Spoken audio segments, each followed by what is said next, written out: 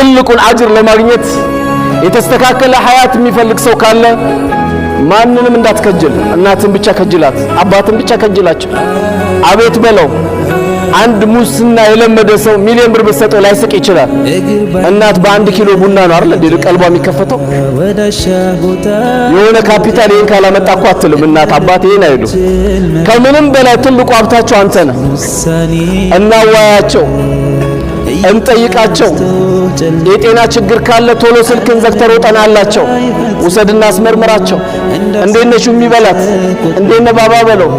በመጥፋት የቀርብላችሁ ከሆነ ዛሬ ከናንተ ጋር ነው ማድሮ በላቸው። አጠገባቸው ቁጭ በል፣ አብረ ሻይ ጠጣ፣ አብረ ቡና ጠጣ። አዋያቸው፣ በደንቢያቸው። የደረስክበትን ነገር ሁሉ አማክራቸው። ምን ትይኛለህ በለ፣ ምን ትለኛለህ ብለ ጠይቃቸው።